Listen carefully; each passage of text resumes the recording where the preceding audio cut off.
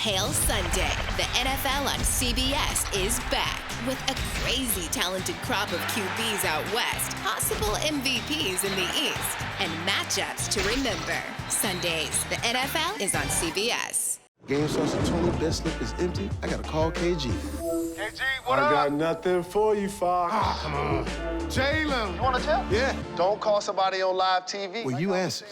I have other friends anyway. Marshawn, Barry. Listen, I need some tips. I like L.A. LA? No, Dallas. That's Dallas? not Dallas. Dallas? How about Detroit? Barry, I'll call y'all right back. Vanessa. I got a tip for you. Always go with your gut. I like that. Let's go with our gut. Hey, what's up, guys? It's your boy KG. We back at KG Certified Headquarters. Getting back from Vegas, fucking around with Paul's crazy ass. Had to go see my boy Joe Abunassar up at Impact. Y'all check this feature out.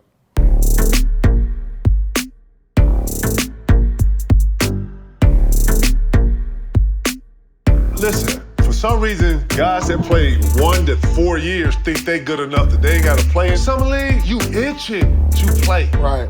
They not on I can't even speak for, man. You They just trying to working play. out. They just working. Motherfucker, you better be shooting. What are you talking about?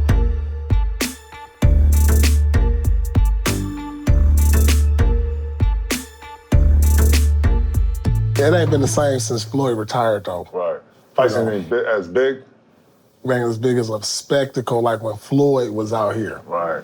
Like the whole city be popping. You got 4, Yeah. 5, 7, 8, 9 parties, dinners at different places. You know, you got pop-ups popping up. You could just feel it in the air.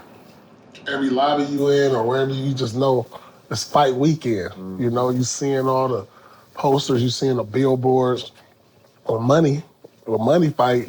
Right. Energy in the city different. It was like an event, right? Yeah. All the stars come out. You know what I'm saying? And then Vegas for those 3 days too, huh?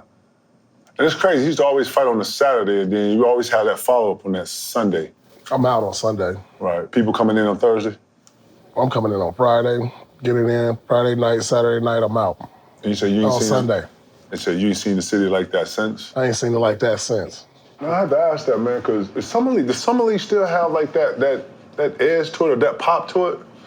Nah, I ain't really feeling Summer League because, for one, the players don't play. You know, the reason you watch Summer League and the reason Summer League was good is because it's your first chance to see number 1, 2, 3, 4, 5 picks match up. The lottery picks, you know, the guys who you saw in college, they match up. It's like they play 1 or 2 games and they shut it down, so it don't got that same type of vibe no more. So I don't even go to the games no Really? more. I ain't been to a Summer League game in so long because the players don't play. It ain't been good, I'll say about 5, 6 years. The last good one was when I say Lonzo Ball came in. When he had that buzz, he played every night. And remember he was with the Lakers, got MVP, he was killing. It ain't been the same since then. I often wonder why some guys who are even 1, 2, 3 years in don't play in the Summer League. What is it? You think guys are looking at health as a major factor in longevity versus the skill and time that you got to put in to really master a craft? They just don't play no more, chick. They work out, they got their trainers, they work out, they do their individual work, and they get ready for camp. It ain't a lot of 5. They don't want to play 5-on-5. Like me, if I wasn't getting no minutes and I'm hanging on by a thread, I'm trying to play Summer League because if somebody gonna see me, right. And then that's what these kids don't get no more. That if I ain't get no minutes over here, somebody might trade for me and give me some minutes. So I want to show my skills, but they don't think like that. So who are the guys that we watching there? These are the guys that's trying to make a roster spot. These are the guys that's trying to get most of these guys is overseas guys who's trying to get into the league. Most of these guys is G League guys. All the lottery picks are done playing by the end of day 3. Wow. And so, but this give them other guys a chance to get a look too. A lot of people don't understand, too, that this gives the league a chance to try things with the referees. This gives the league a chance to try, different ways of calling it, fouls, all that. This is a way for referees to get... They got the new rule out coming out next year. You know that you can't, foul on take foul. You can't take foul. So what I'm saying is, if you down 3, you can't just take a foul to get subbed out the game. That's like a technical now. What? You get a free throw and you get the ball for take fouls now. How far are we from the 4-point shot? They need to just move the 3-point line back. It can't be 3 no more. No, you just move the 3 back. You got to move the 3 back. Do we run a risk at some point of messing with parts of the game or the integrity of the game with all the rule changes? They always doing stuff. If you ain't even noticed by now, the game's changed so much. Think about when you first came in the league. From illegal defenses. Hand checking. Zone. Yeah. 3 defensive 3 seconds. Yeah. Think about all the rules have changed over the last 20. Pump fake. And now the play-in tournament. Yeah. So the game is keep evolving. You know, the play-in tournament is permanent now. And so the game gonna continue. They always gonna find something to help the game try to evolve. When I talked to Adam, man, he was talking about doing like a commissioner's cup where it came with some incentives. What would you think would be a great incentive if you won a commissioner's cup as a player? What play? Like, what's the commissioner's like a in-season tournament? It's almost like an in-season champion. You follow soccer? You know Champions League? You know Europe style? Okay. So I think Europe has a thing, and it's almost like all the champions of their league play each other in a bigger kind of world, like within the year. Okay. And amongst that championship, you get bracket, and then bracket off. And, you know, you play it during your year, though, within your year. And then at the end, I think sometimes the Champions League can damn near be bigger than your own personal. I'm trying to say, like, so who's in this champion league? That's what I'm saying, all the champions from these different leagues. And they combine them and put them in this big-ass tournament. And, you know, they play. And it's like one of the greatest tournaments every year because you'll see who won the EPL play against the winner of the French league or the Spanish. You know, it's something of a format like that. That's where he wants to start. He wants to start an in-season joint. So leagues from overseas? No, leagues from like NBA versus NBA. So that's what I'm saying. He'll start like a commissioner. He didn't really get into this, but if he's doing it like Champions League, that's the same structure or a similar structure like that. That's what I'm saying. And it's gonna bring some incentives. Another type of trophy. Giving out championship rings for the summer league. Yeah, I'm just. Is it trying to incentivize? What's going on? They're giving out championship rings whoever wins summer league. You see that? They trying to give incentivize? They trying to get incentives to play? Oh no! It's probably got something to do with some money. A fan can go buy a summer league championship ring or a championship T-shirt if their team wins summer league. It's all, you know, everything got something to do with dollars. So would you take? I mean, some kids don't even get a chance to play in the league. Some kids might take that. Yeah, I'm summer league champ MVP. They taking that overseas with them. That's gonna come with some incentives, right? It's gonna add to your resume. It's got to. Yeah. Are you watching the salaries, man? Are you watching all the cake giving me, all the bread man made, man? Shout out to all the Super Max, Ultra Max, Little Max, No Max, everybody who got a contract, everybody who, seriously, man, I'm so happy for all these young kids to just not only progress in the game, but being able to, you know, make a huge living off of it, man. Like, this is, like, legendary. I thought Giannis's contract was legendary, and this seems like it's just going to be crazy and crazier, which makes me think that what is the next TV deal? What do you think the next TV deal going to look like? It's going to be crazy. You got to figure, if they ain't making $62 million, what you think somebody like Ja Morant going to make in the next 5 years? He going to sign, like, for $400 million. You think so? In the next 6 years, he's going to sign for $400 million 6 years. Him or Zion, right? Him or Melo? They're up for that type of money? Melo going to sign for $500 million. When is the next collective bargain agreement? It got to be coming up. I know they're talking about it. Do you think, I've been, obviously we've been in the past, we've been a part of a couple of those. Do you think that any of the collective bargaining agreements going to waiver on? I think this is what I think they're going to do. They're going to do something. And I know I heard Adam kind of talking about they need to figure out how to stop the player movement. Like it's gonna be something implemented about demand and trade. Cause you know, too many guys is doing it and the owners ain't feeling that. You sign a guy for 5 years and then he like, I wanna get traded. And too many guys leveraging it? Leveraging. But it's like, how do you they gonna implement something. The new CBA is in 224. Yeah, they gonna implement something. You think load management is gonna be in there?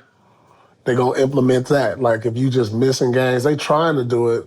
I feel like they should take the games down, lower it to 70 games. I think it should be 70 games. If you talking about doing a play-in tournament, if you talking doing a mid-season tournament, eventually, then you gotta go to 70 games, and I think you're gonna get your best product on the court and less injuries. But players can't expect that extra, 12 games, and that get prorated, so you're not getting paid the same.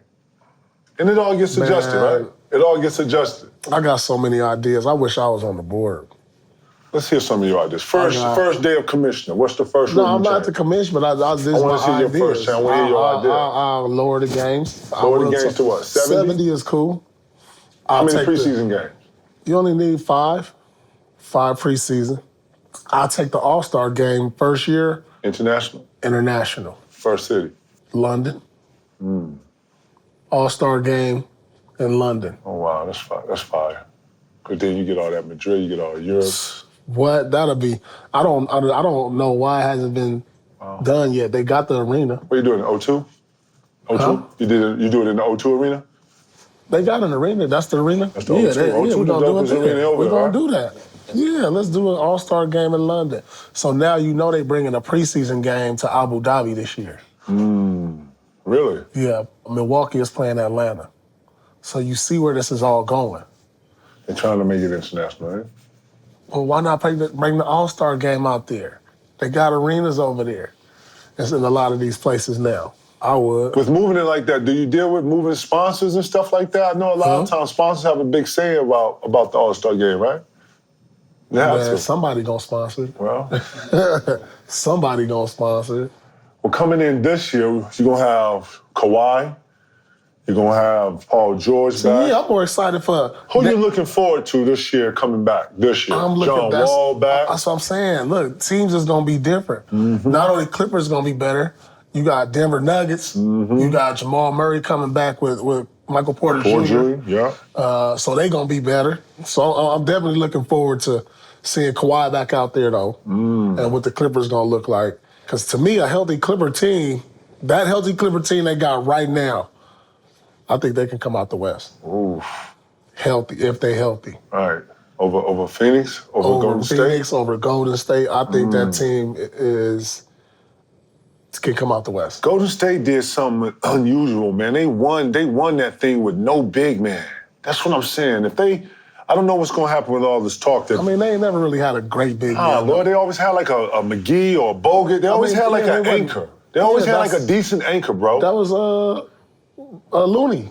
That's what. No. Looney was solid. He wasn't even He wasn't even in that Boston series like that. He had like a game where he had like 20 and 13. Right. I'm saying to the point where that small ball actually dominated the series. My point. Yeah, the emergence of Poole, the emergence of Wiggins. So I'm saying. They changed the game. They make you play their way. That's what I'm saying. If that should show you don't need a big in today's game. You just need a solid player to win it all.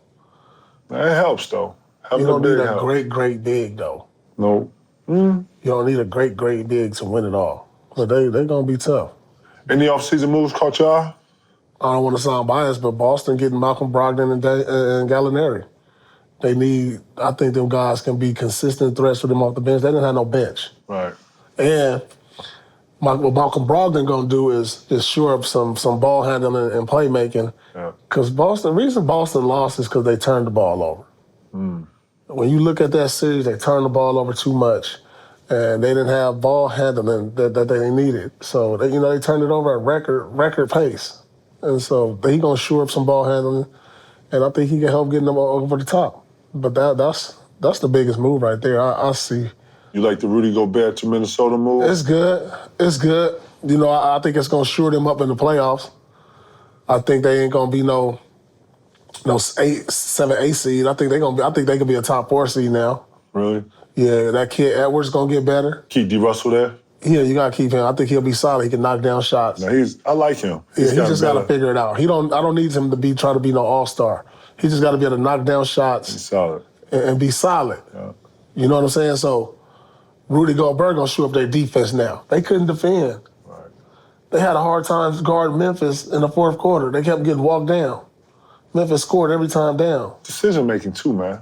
Those kids got to get better and mature, too. Cat got to mature in his decision-making and make others better around it. And they got to get a better nucleus. I actually thought they had they gave away a lot. to get Rudy Gobert. What'd they give away, though? Man, I'm just talking about their core and their core is there. Dogs, man. Their core is there. A lot of them look as long as you got players. Edwards. Yeah, I get it, but he was mixed up in a group of dogs. Vanderbilt, Beverly, some of those real like personalities and presence. I get it. I actually like the Rudy Gobert. They got an all-star. I get it. They got what I'm saying? Someone that can actually change the whole mechanism of them. But I'm looking forward to seeing what Denver looks like, man. Them and the Clippers, man. You know what I'm saying? I like Denver, but I don't love them. I think they on the treadmill. I mean, you got your second and third best player coming off of major injuries. I just don't know. Yeah, I want to see how AD come back. That's my play I'm watching this year. I asked you the question of who you're looking forward to see. I want to see AD. I want to see how AD come into this year. I want to see AD actually go for MVP this year. I'm not seeing the Lakers as a legit contender. Really? For one, LeBron is a year older. Yeah, he averaged 30, but how much longer can he do that? Yeah, and are you going to put that pressure on him at the age of 37, 38 to go out there and help carry it? It's time. AD, he can't stay healthy. But then who the other moving pieces? Who your role players? All right. I want to see the Lakers more of seeing what pieces they add to this whole thing, you know? They don't got no room, so. It don't look good, eh? Nah. Everybody got better. Yeah. Dallas got better. Yeah. You know, Minnesota got better. Yeah. Memphis gonna be better. They young. And they hungry, too. They gonna be better. Do you like the D. Murray to Atlanta? You like that one? Like that move? You think the Hawks gonna be better? Yeah. I would love to see that guard combination. I'm gassed on that, too. They got better. Yeah. They got better. I think he's going to be better too. I don't think he's hit his peaks. I like DeJounte Murray. Yeah, I thought he was in San Antonio a little bit 2 years too long for me, because he's just a spirited talent, man. I love the way he goes, so I'm looking forward to him and Trey. That's going to be a nice combination. Yeah, that's going to be a nice backcourt. Yeah, Atlanta got better with that one. Hey, y'all know how I'm down with BetMGM, right? And today, I'm going to tell you why they're the king of sports books. It all starts with the app. It's high-tech all the way. Withdrawals are fast and easy, and they deal with the best parlay offers and boosted odds specials in the business. And because you're KG certified, you'll get a pro football deal when you sign up. Grr! Just use the bonus code KG1000, yes, KG1000, and your first football wager is risk-free up to $1,000. Yes, folks, $1,000. Yeah, you heard me right. Take your game to the next level and find out why. When KG makes a gridiron bet, he lays it down with the only sportsbook that matters. Download the BetMGM app today and go to betmgm.com and enter the bonus code KG1000. Yes, KG1000. And bet up to $1,000 with no risk. Ain't no W like a W with BetMGM, baby.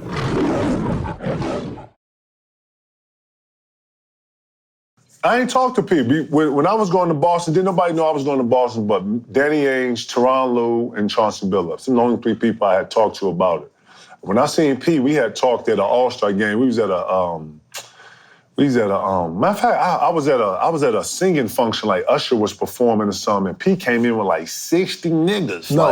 You know, I found out you was at No, Lord, we was in Vegas. I just saw you. It was an All-Star Vegas, and Usher was doing like a show. You know what I mean? Like a little, I don't even know what this was, but yeah, we was here in like a booth. We was sitting ready to get ready. Like, okay, this is cool. And all of a sudden it was like, oh, hey, get your hand out my pocket, man. Oh shit, oh move.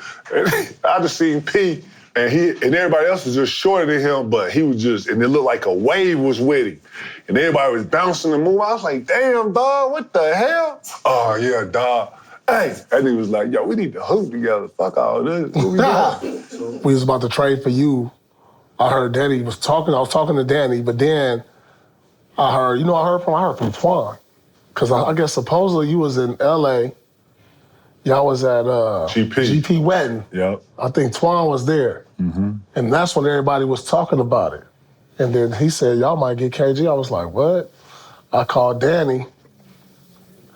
I remember talking to him because he said it's we trying to work on something. Yeah. And that's when I first heard about just the rumor of it, because once we traded for Ray, I knew something else was gonna happen. So, and then that's when I heard from Twine. He hit me up like, hey, I think y'all gonna get KG. I was like, what? And that was on draft night when y'all got Ray, right? Yeah, we traded for Ray on draft night. Yeah. And then I don't know, wait, I forget, what is it, this June? Danny called me. July, mid-July, then a month later, we get you. Yeah, and then Minnesota gave me permission to talk to teams. Yeah. That's when I knew it was over in Minnesota. Yeah. And then I talked to Steve Nash, and he got on the phone and just said some of the most craziest shit to start the conversation. He was Steve Nash. Steve Nash. He was thinking about going to where? Phoenix? No, but my options was Phoenix, LA, Boston, and Golden State. And I just thought Nelly ball didn't really fit like my style because I didn't really like playing 5. Yeah. And I knew they played small ball with 4 in, but you know, the way BD will always be with another big and him being able to distribute the ball, he was always relished with a really good guard. So, I always looked at the guard play on most teams as an important one. And, I was a huge Baron Davis fan, and I liked what they had up there, but they was also misfits, too. They was also all over the place. Yeah. So I was trying to see, how would I mess with a lot of those guys. But Phoenix, because of the, obviously... I didn't know Phoenix was on the list. It was on the list, and the Stoudemire actually, we had always banged, we had always had some crazy competition to get against each other, and it was always magical when I played dude. It was always like chess, you know what I'm saying? Similar to when I played Sheed or Duncan or Dice and all the other guys. And then I started looking at, Boston, and I was like, we got continuity with each other. And then what you didn't know is that Ray and I actually have played with each other when I was super young, and he was... I remember y'all talking about that. You know what I'm saying? Yeah. We were super young, and we called like on the back end of why he, like his last couple little months while he was in South Carolina. Yeah. And then he went on to Connecticut and just took off, right? So we had continuity, and I was like, ooh, and my boy Bug was like, man, you and P and Ray? Ooh, y'all out each other way? Y'all, ooh. Yeah. I said, man, it's like a better Minnesota. So then we was all, playing basketball at that point. Man, who's gonna be the point, man? You gotta get it, and all that, right? And then it wasn't until I talked to Chauncey and T. Lou, they actually took me through like the trading process. I was just in a place where I was just thinking about my longevity and where I could actually not have so much burden on me. In Minnesota, I felt like I was doing everything. Yeah. I was having a series where I had to damn near bring the ball up, do everything, like I was just off that. And I wanted to have a different start. Yeah, I've been looking for times to be able to take advantage of a time to where I could actually play with you, and this was it. So when Danny came to Malibu and met me and we chilled, I was real straight to the point with him. It wasn't a bunch of laughing. Danny likes to crack jokes. I was getting right to it. I was like, this what I don't like about the owner here. This one like this how I'm coming in. And I was, kind of popping the whip. He was like, oh no, I can do all that. Let's get it. So when he left, I knew probably like 95% that I was coming to Boston. Mm-hmm. And then I didn't want to holler at you. I want to see, because then you know how them deals get at the 11th hour. I didn't know what Minnesota, was on. Yeah. And then I cut the deal, then I'm all gassed up, and then they see me in like a whirlwind. So I was like, I'm gonna wait till this get done, and then boom, because I already know. Because as soon as we got the deal done, boom, I was in Boston, boom. As soon as I seen P, it was like it was a different P. I saw it in your face, bro. Like, you was all ready to lock in. Oh, what you doing? What you working out at? Let's get it. When we got together, it was instant coffee. Instant coffee. We was finishing each other's sentences. Doc was talking about some of the, I was like, no.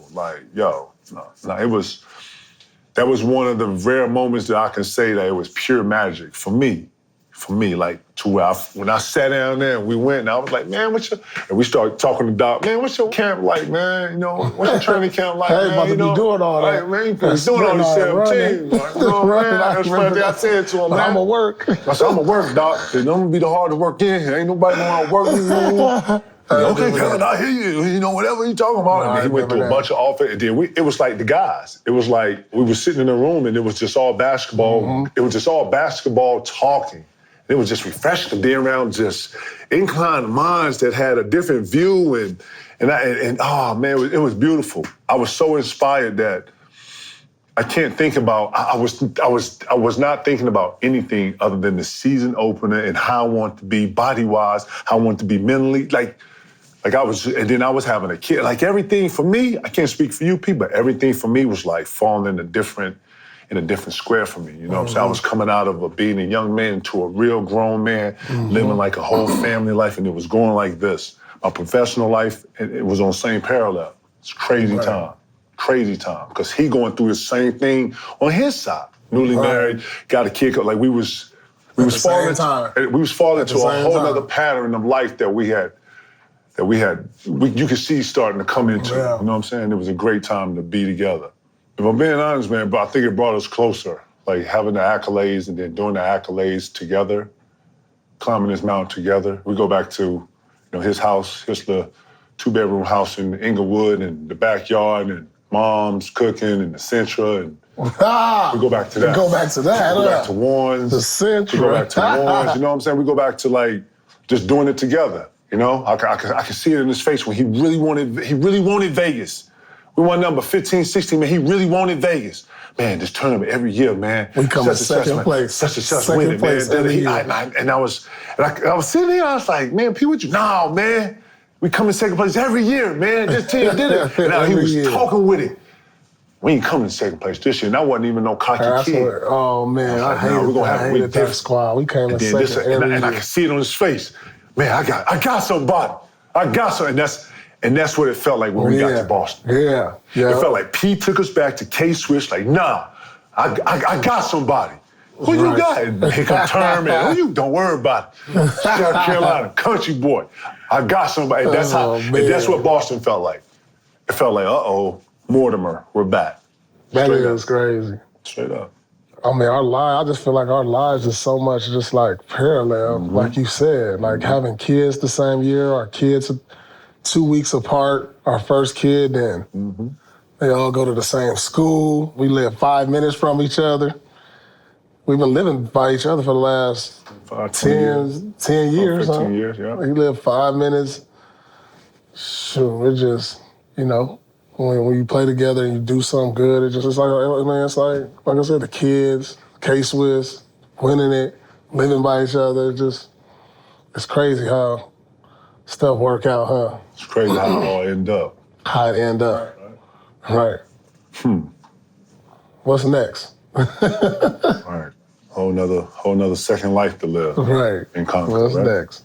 Man, you know what it is, KG and Truth. Certified. Salute. Hey, what's up, y'all? What's up, Certified? Yeah, we in Vegas today at the famous Impact Basketball. This is why I used to come to get better. Come check it out. You see how hot, sticky, it's uncomfortable in here? This is my atmosphere. I'm in my perfect world here.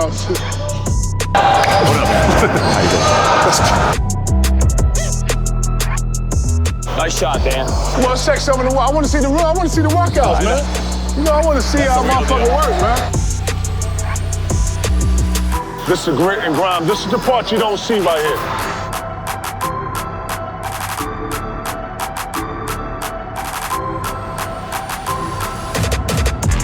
People ask me all the time, like, what do you do with a Kevin Garnett in the summer? Keep him healthy. You keep him sharper, and you keep this sharp. Good. Get up. Body of Keon. Good. No, I don't want any problems. Nah, man. I just wanted to say, man, I fuck with how y'all work, man. I just wanted to, y'all fuck with how you go, bro. Yeah. I got better in the same gym. That's why we on the wall right here. So as we're sitting here talking about this, I meet Joe in 2000. I was having problems with getting pushed around, and I wasn't as strong as I was probably athletically inclined, but I wasn't physically inclined at all. I could run all day, I could jump all day, but I wasn't strong at all. I didn't think so, right? I remember the conversation I was in my house in Florida when I first talked to you on the phone. You said, I need to get stronger, man. I got pushed around. I need to get stronger, and that was when it turned the corner. And not only did the weightlifting change, but the nutrition and all that stuff too. Yeah. Stretching and all that. It was like I can't jump over anybody anymore. Everybody, you can jump over half the people. And I was at 24, 25 when this happened. I think it wasn't too long after that when you really, not that you weren't good early, of course, but when you hit that level where you were unstoppable. It was different. It was different when I started lifting and started really putting in like the physical and start preparing for some of the physical grind. It actually helped me mentally. Right. Well, when you're locked in like that and you're lifted and you feel strong, it's confidence. It's like I'm not getting pushed around anymore, you know, and that's when you really, really turn the corner. With the nutrition was tough with you because it wasn't what you were eating. You were disciplined. It was you were eating all different times. Remember, we had to really, really lock it down with what time you're eating. But I didn't know how to eat though. Exactly. You know what I'm saying? Joe, I like to give you the credit for teaching me how to be a professional.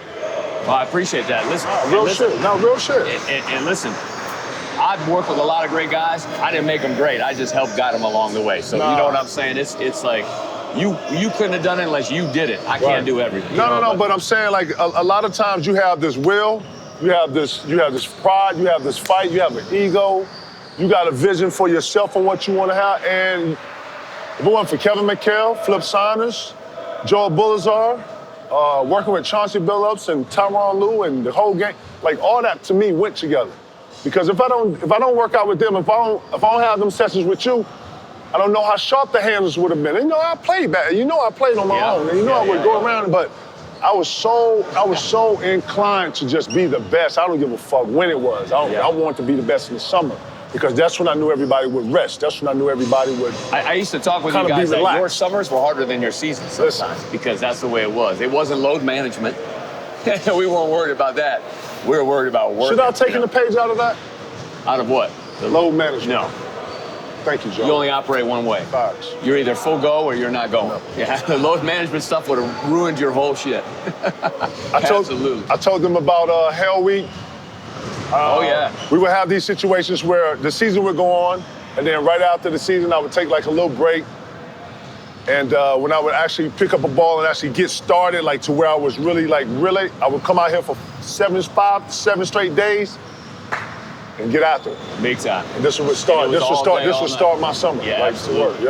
I mean, really, when you talking about learning how to be a pro, I've got 19-year-olds now that I'm training. Damn. You guys taught me how to teach them how to be a pro because I know what works and what doesn't work, you know, and not because I invented it, I've seen it. When you talk about you and Chauncey, and there's a reason why you were you and Chauncey was Chauncey, it's that whole approach that when you talk, we laugh about load management, you know, I'll be like, are we getting to work this week? Well, you know, I was told I need to take 2. I'm like, what are you talking about, man?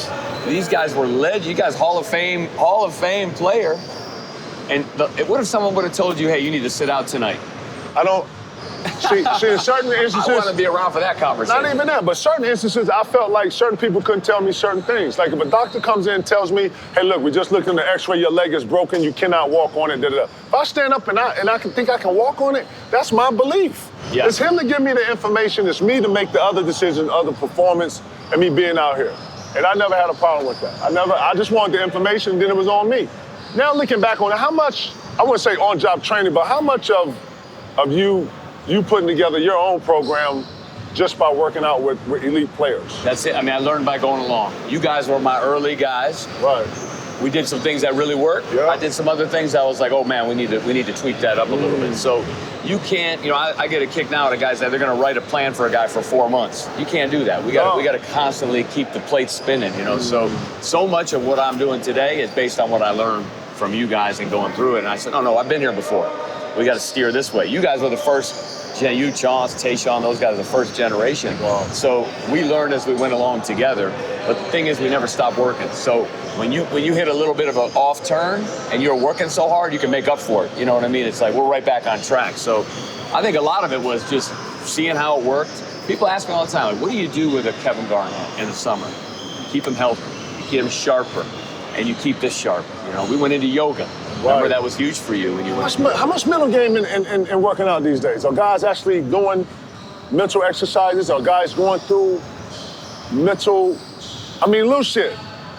People don't even know this. When we would do the sandhill and you would put the water on top of the sandhill, that's a mental exercise that pushes you through pain, helps you to just push through a tough time. People don't know that sandhill used to make people quit. Yeah. People wouldn't come back out to that. That's right. So the fact to put the water on top of that shit used to have to, like, you should play with, like that, slip shit like that, like that. I don't think enough. There's not enough of that going on because there's too much science, too much load, man. I mean, these teams now got 15 guys tweaking around how much you're doing. The days of me and you getting after it, they're fewer and far between now. But I think guys need to return to that for sure.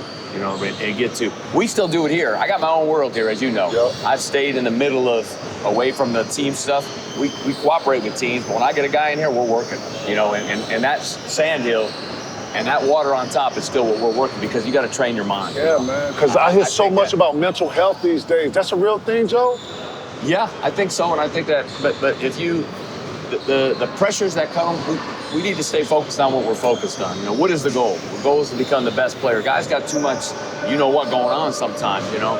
And my job, not only as a trainer physically, basketball-wise, is to keep them locked in. Because again, during the season, during your training time, you didn't have anything else going. That was second. I say there's two kind of guys. Guys that plan their training first, and then they live their life, anything else. And then there's the guys that plan their life, and then they fit in their training whenever they can. What we do here and what you guys always taught me is you got to have your training and your mental. That's what keeps the mind strong. I'm training 8 to 1. Whatever I do after that, not, I got something to do tomorrow morning. Can we work out in the afternoon? No, we work out in the morning. And I think that's changed a lot. It really has changed. Would you say there's an impact way of doing things? I think so. And it's my way. You know, personally, you know me personally, what I do with my own body and how I push it and stuff. And, you know, I say this, like, you guys, anyone that's in the NBA is already in a separate class, right? My job, the impact job, is to figure out how to get those guys to be the elite of the elite. You know, you're already in the elite. So how do your goal as a player, I don't want to be an NBA guy. I don't even want to be an all-star. I want to be the best all-star. I want to be the top. So that's the impact way. You know, and it's for high school kids too. You know, you want to make your team, you want to be the best on the team. You know, those are the type of things that we're dealing with here. That's the mental game that I love training. And when I can get a guy to do that, you're done playing now, but you have the same approach to everything you do. It's a life skill. It is. You know, you want to be in the mix or you want to be the best of in the mix. And that's what impact is. And quite honestly, KG, if someone comes here and they don't want to do that, I'm cool. There's other gyms, there's other places to train. So I think that that's something that's really stayed in 25 years here. I'm not going to change because that's what I believe in. 25 years makes you feel old, right? Right. Well, I just felt my back. Like, how many kids you put through this? I keep saying I started young. We both did. We've had up to 20 guys in a draft, in one draft, and I think it's probably between 300 and 400 guys I put in the league. 400 people through impact? Yeah. You remember the days. In the draft, though. I mean, how many? I mean, it's probably even more kids, right? It's probably even more kids, right? Guys that have come through here and work out, maybe hundreds more than that. Holy snap. Over the years, yeah. 25 years, you know how many people have come here to play for a week. You've played against them, you've seen them in here, so it's awesome. I used to love how you brought nothing but basketball into here to where this is the only thing we had as the distraction. We didn't have no distractions when we came in here. And I like to think that some of the best runs came in the Target Center, came in the old building.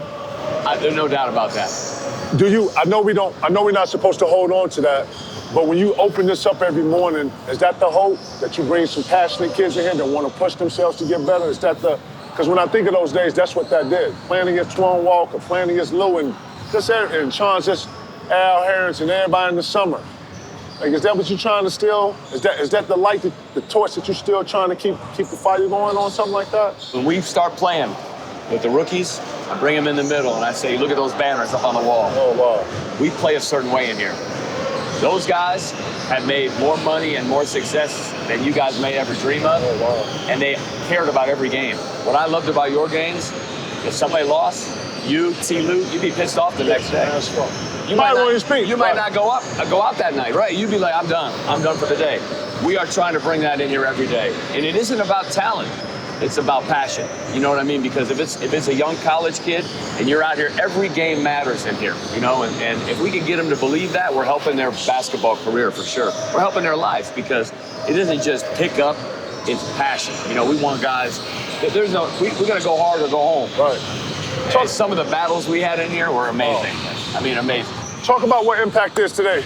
I know talking to you on the side, it's international now. You're international, you're working with foreign teams. A lot of the teams are actually flying in, coming in here, commuting, having, I guess what, stay away from homes? Like, would you call it a camp? Would you call it, it's like a training experience. I was about to say that, yeah. So we have a lot of things going on. We have international presence. What's happening is our methodology, which is really the basketball, the strength, the nutrition, and the mental. Those are kind of our 4 pillars. we've kind of packaged that. So we have deals in Indonesia and India, Israel, China, where we're going in and we're actually implementing our programming with their education system so their youth is getting trained the right way. Their national teams are getting trained the right way. So that's a huge passion of mine, is to affect the game around the world, because without the nutrition, your weights wouldn't have been as good. Without the weights, your basketball wouldn't have been as good. And if you don't have it here, you can throw it all away. So we're doing that. We have programs for young kids from 11 up to 18 in the summer. They come for a week, a month, 2 months. We house them. We train everyone like a pro. And then we have a prep school, for kids that are doing their gap year afterwards. So we've managed to affect all. I've taken the model we built, and I say we because you guys built it, and I've managed to apply it to all the different levels of players. You're a freshman wanting to make your team, this is the place to come. We're going to give you the advantage over other players that don't understand what we do about how to become a great player. Joe, why come you never actually tried to mimic this in other sports? Why come you never made an impact football, impact tennis, impact soccer? As a business idea, it's a great idea. I love what I do, and I want to stay. I want to be great in one thing, not kind of good at everything, right? So we brought in some soccer and some different things, and it got a little bit, and I said, you know what, we're going to do what we do well and stick with basketball. So I think the methodology could be spread to other sports. I would need, we need to, you remember I obviously started IMG basketball, so I've seen the different sports function in the same manner, but for me, I love the game. We're so tied into the game, and I think there's plenty of basketball players to go around. I say that because the aspect of the thinking, not just in basketball, but how you take on certain challenges in life, how you take on obstacles, all that shit, it translates from the court. It translates. And some of them same problems happen in other sports, baseball, fucking football, soccer. Soccer's growing in our country, so that's, I see it to where all sports need something like this. And you know why? Because it's people. Yep. So people have the same issues, whether you're a basketball player or a baseball player. But the biggest thing of why I stay doing and what we built here is building people, right? And that's right. Have you ever met a great player who, I always say, when all the young guys, when Kyle Lowry, who you knew as a real young guy, when he turned the corner as a person too. Not that he's a bad person, he just became a pro. And you see the correlation with basketball and off the floor, and that's what's special to me. You can get a guy to grow up. You get a kid like you guys were young, right? 18, 19 years old coming in. Now you see him at 26, 7, becoming like a real pro. That makes me, that's what it's all about. You know what's crazy? He still keeps in contact with all of us. When we see him, it's all love, and I ain't never know. Like, you still keep, out of 300, 400 guys, you still keep in contact with what? Half of those? Yeah, a lot of them. So many are in the Tayshawn I went to dinner with last night. Just about to say. Ty and Chauncey, at the barbecue yesterday. Right, so you guys were friends, and that's the thing. And the thing with me, and I'm not trying to be over humble, but I couldn't have done any of this without you guys, because when people believed in me, that's when it took off. And I remember you did an interview. You didn't do a lot of interviews for me because I didn't like to do that for you, but you did an interview and you made a comment, and we still have the quote somewhere. It said, it's all about results, and we've all gotten better. And that's really what it's about. Once you guys put your trust behind me, it all became possible. I had to do my thing, but without you guys, that's why those banners won't ever come down, on the wall. And we no question, we've taken some dudes down. T. Lou will come in and say, man, that guy ain't been here in 10 years. Get him out here. Yeah, we take him. Founding members of this motherfucker, you know what I'm saying? We're going to make your banners in gold. The founding members. Founding members. And it wasn't Impact. It was me rebounding for you. I was about to say it was Joe. It was Joe. It was me calling, hey, can we get a rec center gym in the back? And you didn't care if it was 100 degrees, 30 degrees. We just needed a ball and a hoop. We've been to Malibu High, we've been to Pepperdine, we've been to the pit. But talk about the trainers you've actually breaded in here, you've molded and... Yeah, we've had probably, I think we have 40 guys that worked here in the league now. Wow. Either in the G League. 40 trainers just not came through. Coaches, video guys, all different guys that have either been interned here. Jordi Fernandez, the associate head coach in Sacramento, was my driver in Spain when I went to see Rudy Fernandez. What? He said, can I come to Impact? I said, you come, and he was a rebounder. And he met Mike Brown's son, Elijah. Mike got to liking him. Mike called me and said, does Jordy work for you? I said, not really.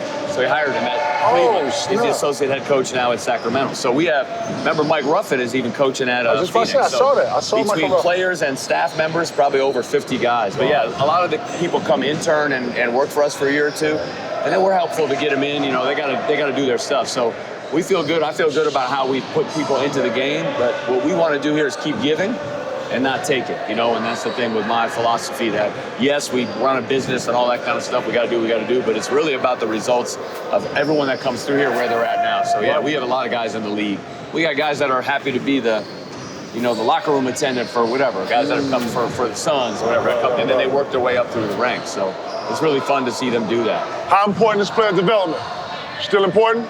Really important. Summertime still important to get in here and get it in? Big time. That's where you make your gains, you know. That's really where you know, once the season starts, you got very little window time to get, right? Very little time. I see a lot of times guys are not even playing 5-on-5, 3-on-3s. A lot of guys is working with a trainer. Talk about the emergence of that. Like, I hate it. Yeah. Really? I don't like it. Yeah, I mean, I like working with a trainer. No doubt. But I think you got to play. Right. And I think you got to play if it's threes, and, you know, we encourage everyone here to play because you don't play drill. I mean, we have a lot of good drill guys that aren't good players. And my job is to drill them. So if I would have got you stronger, got you shooting the ball better, and then you never played, that would have been a waste. Doesn't even make any sense. Right. They all go together, right?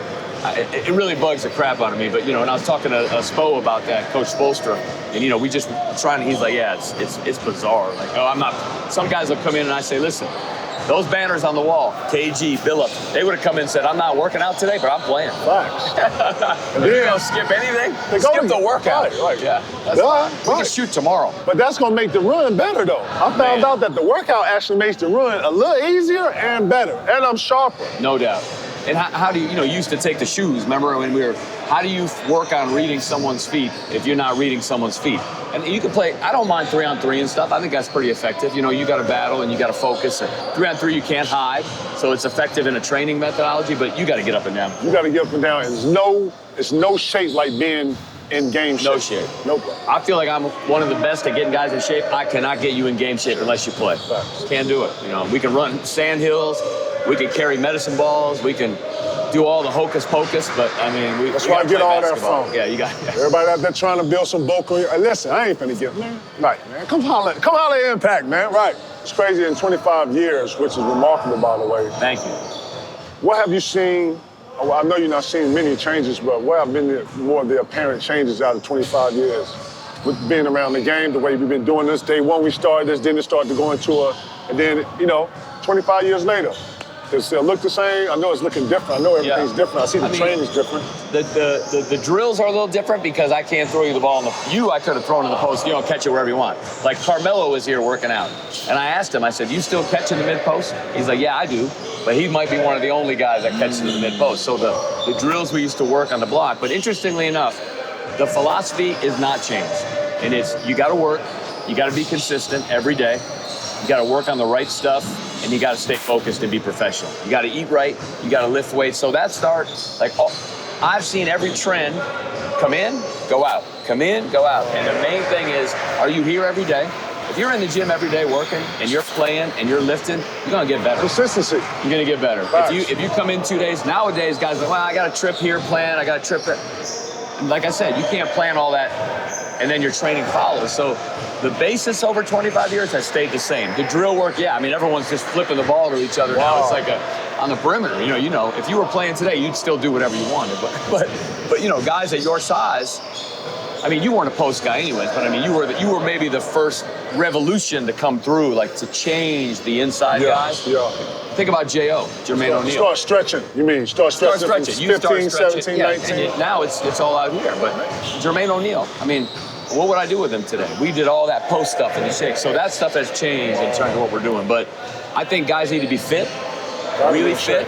I think they need to have their core and lower body strong. And I think they need to play basketball. I mean, that's kind of like the basic philosophy. But the other thing that's changed is dealing with the teams. When you were playing, it was Flip, 2 assistants, Jerry and Whitman, and maybe one other guy. There's like 25, 30 staff members now, which is whatever. What do you mean? Per team, I'm saying. Development guys, scientists, dealing with the NBA team. So the role I played is a little different now because now I have to really work in conjunction with a lot of those. They got guys flying in here. You used to leave, and then you'd show up, you and T. Lou and Chauncey, like 2 days before camp, you'd be ready to go. Right. And they knew where you were. Yep. Nowadays, it's guys, I want you in here. So that part has changed a little bit too. And, there's just so many cooks in the kitchen that I'm not saying it's bad because they're all qualified, good people, but there's a lot of guys. So, but the thing that hasn't changed is you got to show up. You got to work out every day, and you got to go hard. You know, you can't go too hard to be worn out. You know, I'm always concerned with you getting worn out in the summer because, like Al had told me, he said, I think I work twice as hard in the summer as during the season. So I got to like really rein that back, right, during that stuff. So, yeah, that's what's happened over 25 years. And then what's been great over 25 years is that while you were building your career and Chauncey was building his career, Ty and everybody, Al, Tayshaun, I was able to build my career. So we kind of grew this thing together. So right when you guys retired and started, you know, getting going, I had to make a decision. I want to deal with these young guys, you know, and I do. I like them. Because they're all the age of my son now. You knew my son when he was 0. You know what I mean? Right, just born. So, right. We have pictures of Al holding him when he was just born, you know, things. And now he's 21. Some of the guys are younger than him. So I have to change my approach to how I'm dealing with them because it's a little more like a father. I don't want to say father. No, it is, though. It is. Before we were like brothers. And now it's like a little bit different. But I have the experience to share and say, I saw KG do that. That works. That doesn't work. We tried that in 2006. Disaster. Right. I remember I had Chauncey try yoga. And we overstretched him. And that year he got a lot of like tendon injuries and stuff. And I was like, okay, you can't move a guy out of his mat. Now you're more flexible. Chauncey could barely touch himself. He's a little bulldog anyway. Different bodies, right? So, but yeah, while I was building my career, you guys were building. Here we are 25 years later, which is pretty cool. I'm watching the training from spot-up threes and being able to, on the dime, stop and like a Golden State or a Phoenix style. Man, I'm watching these drills and everything change. Everything's changed. You got to be able to shoot the ball. Right. You got to be able to. Are we moving into positionless for sure? Basketball? Even you know, so I'm very involved with the draft, of course, right? We said if you're 6'7" to 6'9" and you're competent on both ends, you got a chance. If you can make shots. Everybody wants those guys that can switch everything. What about the distance? I'm seeing distance is getting crazy, Joe. People are shooting this bitch. Yeah. Motherfuckers shooting this shit soon they come to the gym, dog. You should see some of the young kids we have. They come in and they're shooting like, I'm like, what are you doing? Like, because that's what they're seeing on TV. But yeah, we've extended the three-point line. The game has changed. Have y'all, from a training perspective, have y'all had to go out and get new tools of being able to help people with their range? Not just shooting, but strength-wise. First thing you gave me that a lot of people didn't know, core training. Getting me to use a lot of my muscles that's in my midsection, a lot of my stuff that's in my stomach and in my abdomen area, my adductors, a lot of stuff. How much of, I guess, the training had to keep up with the basketball, if you understand what I'm saying, right? we as you know, I was never a big heavyweight lifter, right? But you're a core guy, I know that. Core guy, so the lower body, glutes firing and all that. Yep. Remember the mini bands, how that burns? Yeah, it burns. I need to get some of those before we leave today. Mommy, get some mini bands before we leave. Yeah, that burns, right? I'm gonna go to my room and get a little mini workout while we, you know what I'm saying? Remember the side-to-side steps and all that. Yeah. It's a burn like you can't explain. So yeah, we've really focused more on that because the lift in the legs and the core strength has to be better for the deep shooting. No question. People think it's all just get over on the bench and I'm look at the league. How many guys are jacked up right now? Nobody. There's a couple guys that play a little stronger, but most of the time, I mean, you look at, not that you had. I remember one year when you came in, I think in the mid 240 something, which was, but you had a hard time keeping it. Remember, because once you started, you were back down in the 30s. He used to put these menus. He used to put these menus on my wall at my home, and then leave. So we have a session, and I'll go like to the bathroom. I'm like, what the fuck? And they'll be like, I used to tape them on the cabinet. Every day, a little spaghetti bowl with rice. The evening dessert, you can. I got tired of the double cheeseburger, though. No more double cheeseburger. I was like, oh, hell no. But you know what? I'm glad I was able to have that structure. To this day, Joe, I use a lot of different stuff that's been over the years, but that same structure. I've changed reps, maybe 3 to 4. I remember we had day 1, day 2, day 3, day 4. I still do Monday, Wednesday. I'm good. I got day 1. Yeah. Now you see these strength programs, KG, and it's like 6 pages. Like, what is that? 6 pages of firing strength? patterns and this and that, and yeah, I mean, like warm up, then a warm up, then another warm up, then this and that, and movement patterns. It's getting crazy. But I stick. We've implemented. You talk about the science. It has helped a little because you have some data now. That's the next thing I was going to ask you about data.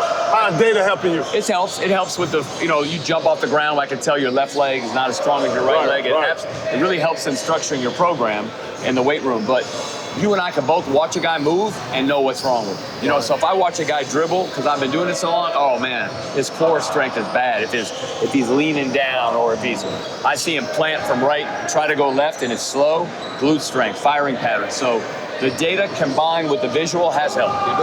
The data is great. The other thing data has done is we have such great data with the body comp. I was about to say, your thing was recovery. Yeah, helping us recover. Big time, yeah. Before you, I didn't have anybody helping me recover. I didn't have anybody helping me to sustain weight. Definitely. That's stuff we have a lot more data on. What you need to eat after. And then the also science that helps is the advancement in the sports nutrition, where I can give you a shake now after that's exactly what you need. Remember when we first started, it was like a protein shake. Everyone had the same thing. Now we have our nutritionist, we have a full-time now. That's something that changed. You would hate him. He just follows you around and says, what'd you eat today? What'd you eat today? What'd you do? But he's in our nutrition stuff. So when you're done, you'll have a different shake than I would have and the next player would have, because we've measured all your blood stuff and everything of what you need. You might have certain allergies for inflammation.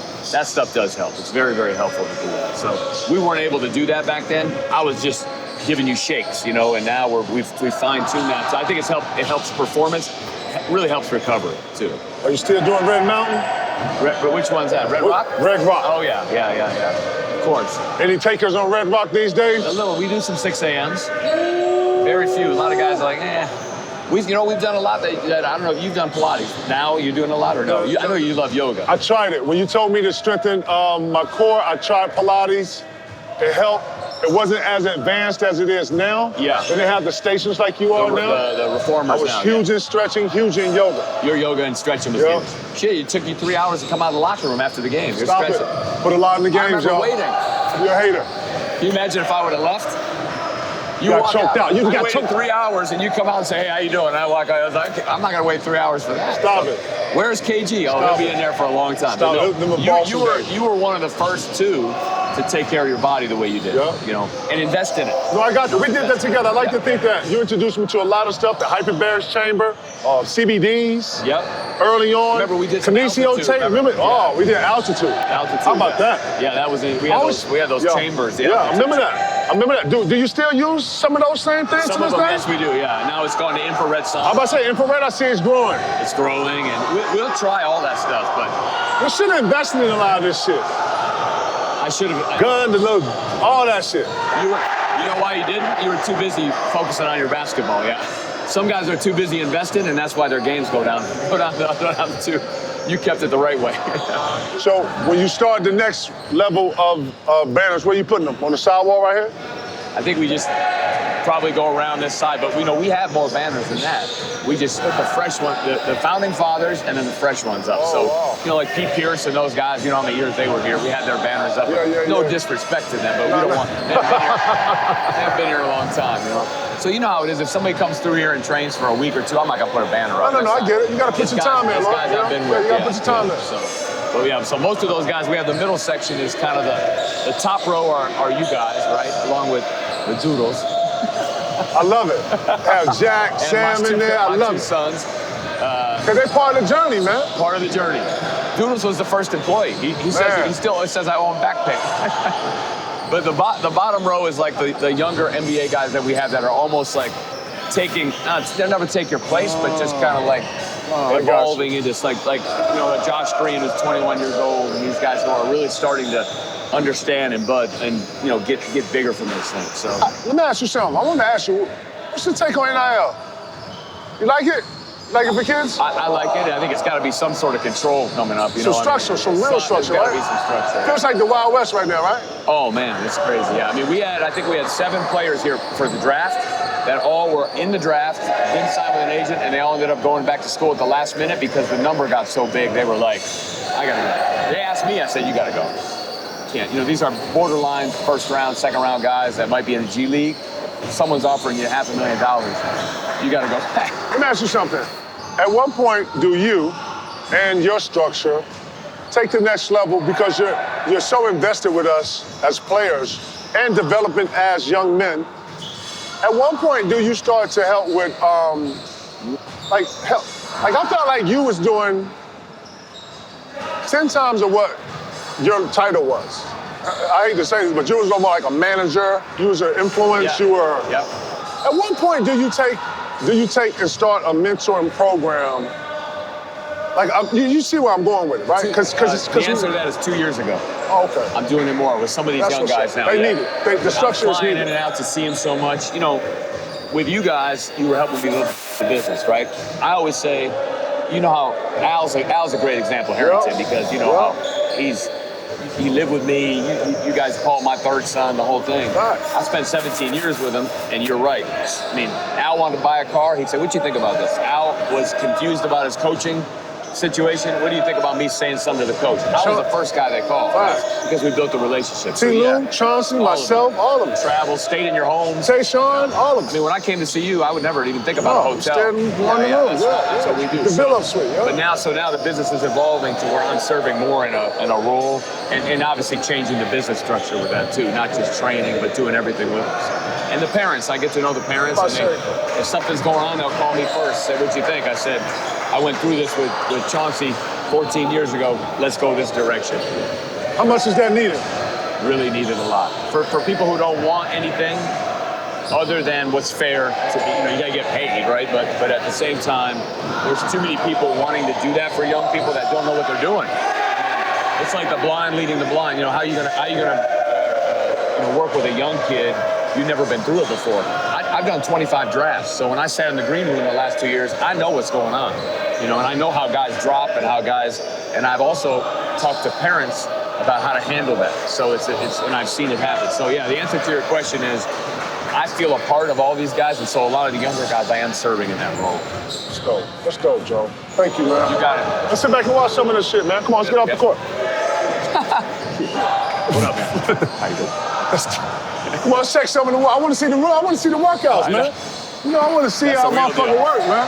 So Josh Green did his body fat yesterday, down from 10 to 7. Damn. His weight went down 4 pounds, and his lean muscle mass went up 3 pounds. So he goes hard, too. Hard. He goes hard. He should have played football. He goes so hard. When you watch him, you're going to think, man, I would hate to get hit by that guy. So No, I saw him in a game. Hard. I went and watched the Celtics play Dallas. They did the retirement shit. He came in, watched the game, and he was running by, and I was like, what the? Like he wasn't even getting the ball. He was just fast. Fast and just going at a whole nother speed, yo. Learning to slow down and be fast when he needs to be. Like T. Lou, when he come around the corner, then turn it, you know what I mean? You'll see when we get moving, he's fast. The little guy, you'll like the little guy. The young kid, 16. 16-year-old, you'll like him. Yep. Hey, Josh Green playing one-on-one with him. Smashing the shit out of him. The kid didn't back down. He got his ass kicked. He's from Switzerland, Geneva. He moved to Barcelona when he was 13 to live with the team. So he's on the second team at Barcelona as a 16-year-old. Those are men. That's how they do that over there, right? Yeah. It's my favorite part of everything. This is the grit and grind. This is the part you don't see right here. Inside out, right hand. He's going to bump you. Just finish to the rim. Hot, sticky. It's uncomfortable in here. Mike. This is my atmosphere. I'm in my perfect world here. Okay. Quick now. I really want to suit up. Quick. That's it. Good. Get up. Body of Keon. Good. No, I don't want any problems. It definitely makes me miss these days, though, man. Good. Straight Church, line. you want to drop 100 pounds? Straight angle. We're going to come here for 30 days. Same thing? I'm going to have you looking like high school weight. Good. I'm going to have you high school church. I got you, Church. Church, what you wear in high school? That's it, Diane, that's it. That's it, Josh. Oh, word, Church, you get the... Good. One more time. Good. Way to use that body and hit him. Diane. Cross middle. Layup, left hand. Sorry. Quick. That's it. Good. Finish. Take the contact, Josh. Right to the rim. Straight. Good. Shoulder down, Keon. Right at him. There you go.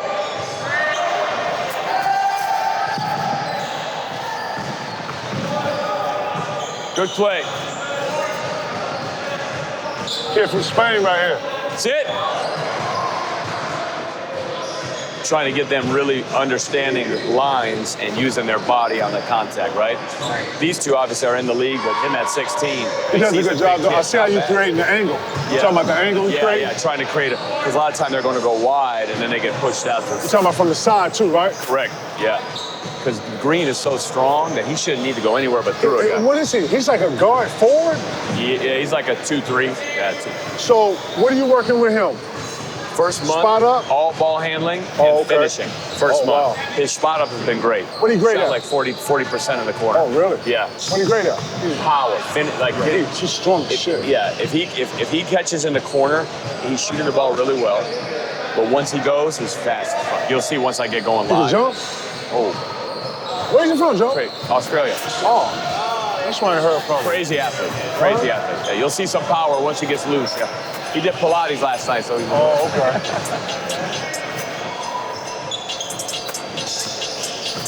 This kid from Barcelona right here. What's up, bud? Keon, quick. There you go. Yeah, he is. Right to the rim. Sit. Good. Elbow pull-up. Okay, left to right cross. Quick change of speed right there. Quick, that's it. Footwork. Nice. Nice shot. Quick now, quick. Shot job. When you jump, just don't float to the right. Stay straight up and down. Quick, Keon, quick.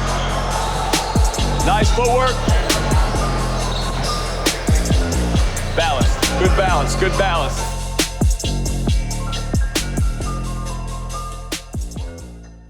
That woman was killed.